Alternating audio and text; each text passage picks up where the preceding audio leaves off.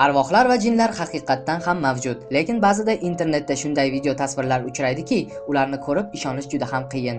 Ba'zilar buni montaj deb hisoblasa, boshqalari esa odamlarni qo'rqitish uchun tarqatilgan uydirma deb hisoblashadi. Bugun biz sizning e'tiboringizga kamera tasviriga tushib qolgan arvohlar va jinlar to'g'risidagi videolarni havola etamiz. Boshlashdan oldin bu videoga ozgina o'zgartirish kiritamiz. Demak, siz bilan Uzfakt. Qani bo'lmasam boshladik.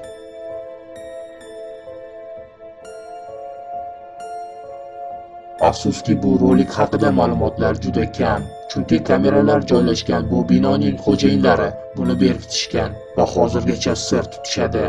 Demak, ofisdan qaytayotgan bu kishiga yo'lakda qandaydir noma'lum kuch hujum qilib, uni sudrab olib ketmoqchi bo'ladi. Rolik haqida odamlarning fikri bir xil emas, lekin ko'pchilik bu montaj emasligiga ishonishadi. Sizchi nima deb o'ylaysiz?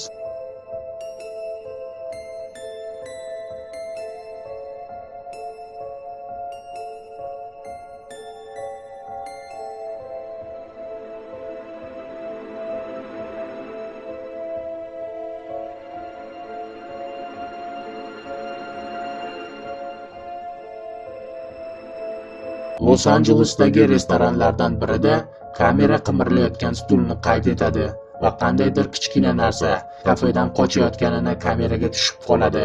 Ishchilar stulni qimirlaganini to stul yerga tushib ketmaguncha sezishmaydi. Ma'lumotlarga ko'ra, bu kafe oldida bir ayol va uning qizi avtohalokatda vafot etgan.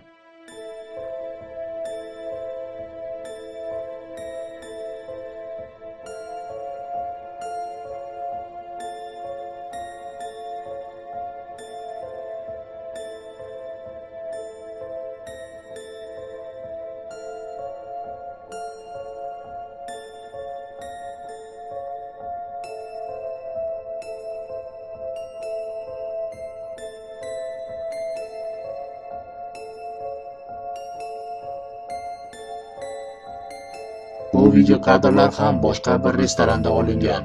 Yosh ayol ovqatlanib bo'lgandan keyin hojatxonaga chiqib ketadi.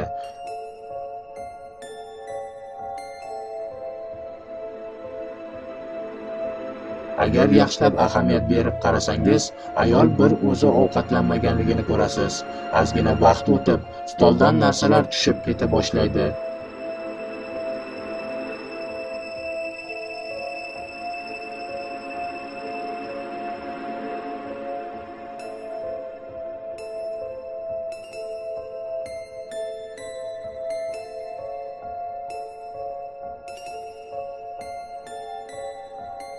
Bundan tashqari, sal nariroqda o'tirgan odamlar reaksiyasidan ko'rinib turibdiki, ular qandaydir shovqinlarni eshitishgan.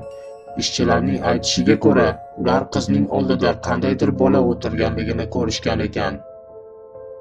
Bu tasvirda supermarketning xavfsizlik kameralarida katta yoshdagi odamni ketidan qandaydir qora ko'rinishga ega bo'lgan narsa kuzatayotganini va u berkinib olganini ko'rishingiz mumkin.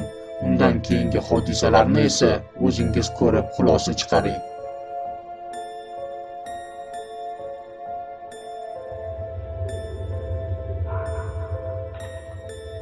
Bu ofisda xavfsizlik kameralarida mudhish voqeani tasvirga oladi. Unda mebellar o'z-o'zidan qimirlab, eshiklar esa yopilayotganini ko'rishingiz mumkin.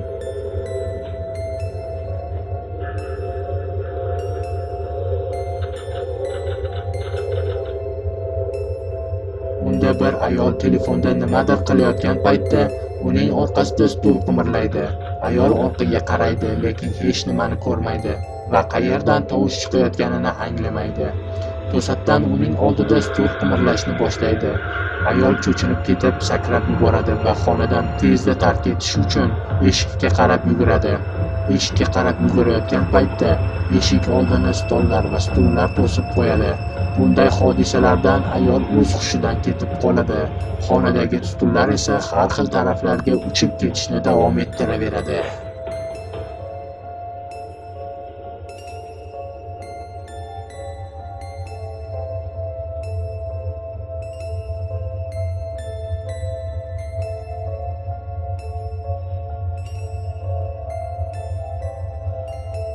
Mana videomiz ham nihoyasiga yetdi.